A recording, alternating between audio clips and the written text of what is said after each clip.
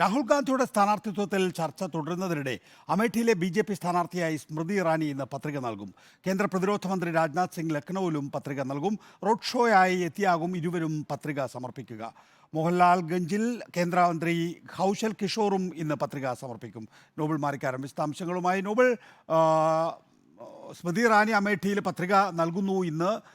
അതുപോലെ തന്നെ രാജ്നാഥ് സിംഗ് അടക്കമുള്ള പഴയ നേതാക്കളെ ബി.ജെ.പി ആവർത്തിക്കുകയും ചെയ്യുന്നു. രാഹുൽ ഗാന്ധിയുടെ കാര്യത്തിൽ ഇന്നലെ രാത്രിയോടുകൂടി തീരുമാനം ഉണ്ടാകുമെന്നാണ് പറഞ്ഞിരുന്നത്.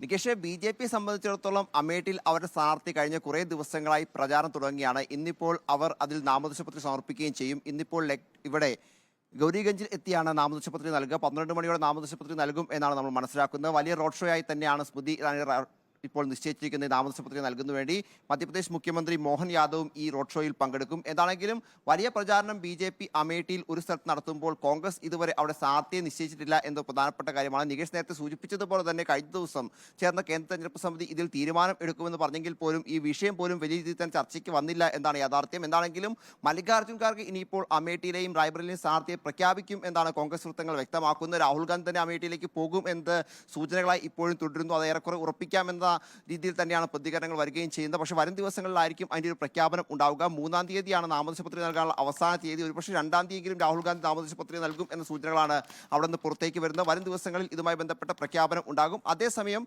ഇന്നിപ്പോൾ ആദ്യം നമ്മൾ സൂചിപ്പിച്ചതുപോലെ തന്നെ ബി.ജെ.പിയുടെ പ്രധാനപ്പെട്ട മറ്റു നേതാക്കളും നാമനിർദ്ദേശ പത്രിക നൽകുകയാണ്. പ്രധാനമായും ലക്നൌവിൽ കേന്ദ്രമന്ത്രി രാജ്നാഥ് സിംഗ് നാമനിർദ്ദേശ പത്രിക നൽകുന്നുണ്ട്. വലിയ റോഡ് ഷോ ആയി തന്നെയാണ് അദ്ദേഹം നാമനിർദ്ദേശ പത്രിക നൽകുന്നത്. ലക്നൌവിൽ അവർ ഇന്നിപ്പോൾ ലക്നൌ കളക്ടറേറ്റിലാണ് നാമനിർദ്ദേശ പത്രിക നൽകുക. അവിടെ തന്നെയാണ് മോഹൻഗഞ്ചിലെ സ്ഥാനാർത്ഥിയായ കേന്ദ്രമന്ത്രി കൗശൽ കിഷോർ നാമനിർദ്ദേശ പത്രിക നൽകുന്ന 2 പേരുടെയും റോഡ് ഷോ ഒരുമിച്ചാണ് നടത്താൻ ഇപ്പോൾ തീരുമാനിച്ചിരിക്കുന്നത്. അതിൽ യോഗി ആദിത്യനാഥ്, അതോടൊപ്പം തന്നെ ഉത്തരാഖണ്ഡ് മുഖ്യമന്ത്രി പുഷ്കർ സിംഗ് ധാമി അടക്കമുള്ളവരും ഈ റോഡ് ഷോയിൽ പങ്കെടുക്കും. അത്തരത്തിൽ വലിയൊരു പ്രചാരണമാക്കി മാറ്റിക്കൊണ്ട് തന്നെ നാമനിർദ്ദേശ പത്രിക നൽകാനാണ് ബി.ജെ.പിയുടെ തീരുമാനം. പ്രധാനപ്പെട്ട നേതാക്കൾ നാമനിർദ്ദേശ പത്രിക നൽകുന്നതോടുകൂടി തന്നെ കൂടുതൽ കളം തെരഞ്ഞെടുപ്പ് പ്രചാരണം ഉൾപ്പെടെ ചൂടുപിടിക്കുകയും ചെയ്യുന്നുണ്ട്. എന്താണെങ്കിലും നമ്മൾ ഏറ്റവും ഉറ്റുനോക്കുന്നത് അമേഠിയാണ്. ഈ തെരഞ്ഞെടുപ്പിൽ ഇനിയിപ്പോൾ പ്രധാനപ്പെട്ട മത്സരങ്ങളിൽ ഒന്ന് നടക്കാൻ പോകുന്നു. ഒപ്പം റായ്ബറേലിയും പ്രധാനപ്പെട്ട മത്സരം നടക്കുമെന്ന് നമ്മൾ പ്രതീക്ഷിക്കുന്ന മണ്ഡലമാണ്. ഈ 2 മണ്ഡലങ്ങളിലും കോൺഗ്രസ് സ്ഥാനാർത്ഥികൾ കൂടി എത്തുന്നുണ്ട്. പ്രത്യേകിച്ച് റായ്ബറേലിയിൽ ബി.ജെ.പി സ്ഥാനാർത്ഥിയെ പ്രഖ്യാപിച്ചിട്ടില്ല.